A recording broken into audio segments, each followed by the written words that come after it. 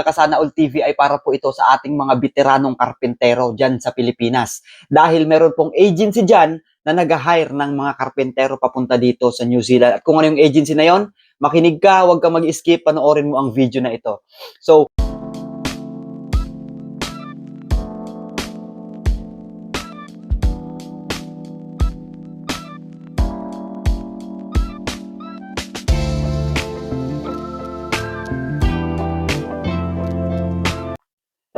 So, ayun, what's up mga Kasana All TV? So, isa na namang mapagpalang araw ulit sa ating lahat.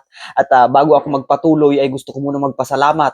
Ipaabot ang taos-pusong pasasalamat sa lahat ng walang sawa at patuloy na tumatangkilik ng aking mga video. So, maraming salamat po sa inyo. So, anyway, mga Kasana All TV, isa ka ba sa nangangarap na makapunta dito sa New Zealand? O isa ka bang skilled worker na pinangarap din na magtrabaho dito sa New Zealand? Manirahan kasama ang pamilya?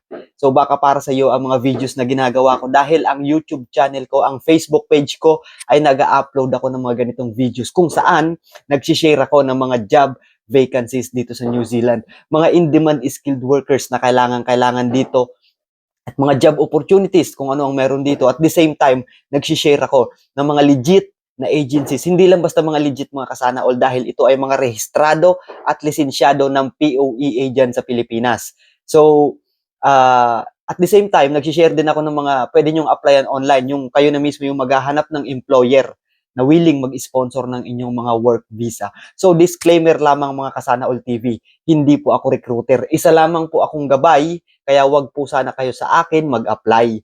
So, disclaimer lamang, hindi po ako affiliate, kasapi o associate ng mga agency na naipapasama ko sa aking mga vlogs. So, wala akong mga natatanggap sa kanilang mga komisyon, bonuses, o kung anumang mga anek-anek.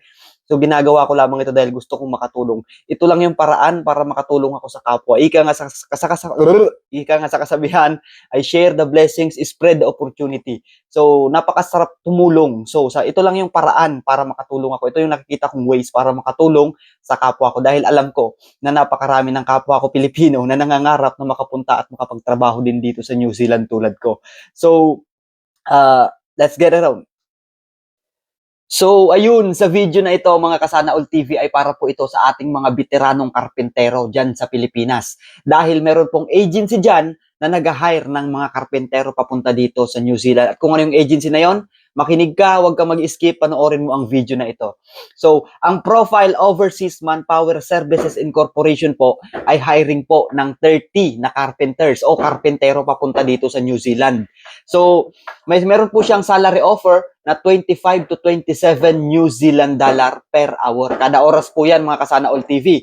At ang job description po niya, mga Kasana All, read and translate drawings based on client's requirements. Do carpentry jobs such as the wall or partition, cabinet, tables, and etc. Preparation for concrete, rough, carpentry duties. So, ang qualification nito, mga Kasana All TV, a minimum of 5 years experience. So, dapat meron kang 5 taong experience bilang isang karpentero. No minimum educational attainment is required. Wala pong hindi po mahalaga rito kung elementary graduate ka, high school graduate ka. Dahil ang New Zealand po naka-base o tumitingin ng mga employers dito sa length ng experience mo, yung skills na meron ka. So, must have driver's license. So, dapat meron po kayong driver's license at may restriction na 1 and 2. Dahil kailangan nyo pong mag-drive dito sa New Zealand papunta sa inyong mga job site. At the same time, kung meron kang experience overseas as carpenter kahit 2 taon, mas advantage po yun, mga Kasana All TV. So, ulitin ko po, ang Profile Overseas Manpower Services Incorporation ay hiring po ng 30 na carpenters papunta dito sa New Zealand. At meron po silang salary offer na 25 to 27 New Zealand dollar kada oras para sa mga karpentero natin. So, ang employer po niya dito sa New Zealand, ang pangalan po ng employer niya ay Turbo Staff Ltd or Limited. So, naka-base po yan sa Auckland, sa North Island ng New Zealand. Dito po sa Auckland. So, at ang pinakamalupit sa lahat ng ito, mga Kasana All TV, this job has no placement fee. Kasi wala naman po talagang placement fee ang New Zealand. So, hindi mo po kailangan dito ng IELTS. Walang IELTS sa mga skilled workers dito. At ulitin ko, walang placement fee. Kung may placement fee man, scam yan. Kasi ang New Zealand po, wala pong placement fee. Meron kayong mga gagastos na yun, babayaran. Lalo kagaya na po ng medical. So, kailangan nyo pong i-provide yung pambayad sa pagme-medical kung sakali mang ma-hire kayo dito sa profile as carpenter papunta dito sa New Zealand. So anyway, maiba tayo. Ang profile, ito po ang uh, agency. So, ang Profile Overseas Manpower is Incorporation po ay legit po ito na agency. Rehistrado po ito ng POEA. At may kakayahan po itong magpadala ng mga workers, mga skilled workers sa iba't ibang panig ng mundo. So, ulitin ko po, hindi po ako affiliate o kasapi ng agency na ito. Isa lamang po akong gabay, kaya wag po sana kayo sa akin mag-apply. So, lisensyado po ito ng POEA at ang address po ng profile ay matatagpuan. Wait lang po ha. At hanapin natin ang kanilang address. So, uulitin ko para ito sa mga veteranong karpintero na nangangarap din makapunta dito sa New Zealand at magtrabaho kasama ang pamilya. Baka para sa inyo ang pagkakataon na ito. Kasi napakarami talaga ng mga carpenters, mga in-demand skilled workers na kailangan dito sa New Zealand. So ito po yung address ng agency. Ulitin ko po, ang pangalan ng agency is Profile Overseas Manpower Incorporation. Pwede nyo pong bisitahin ang kanilang Facebook page. I-search nyo lamang yung Profile Overseas Manpower Services. So lalabas po dyan, makikita nyo, meron silang 30,000 likes at 32,000 na followers sa Facebook page nila. So ito po yung address ng profile, mga Kasana All TV.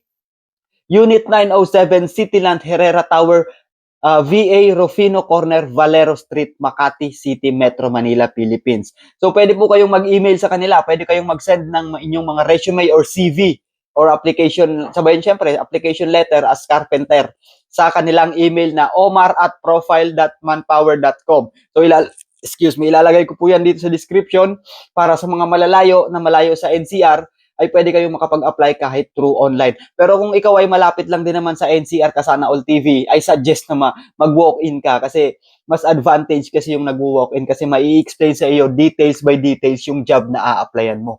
So, uulitin ko, baka para sa inyo ang video na ito, baka para sa inyo ang mga opportunity na ina-upload ko at subscribe nyo, huwag nyo kalimutang i-subscribe yung channel ko, i-hit nyo yung notification bells para lagi kayong updated sa mga bagong videos na ilalabas ko.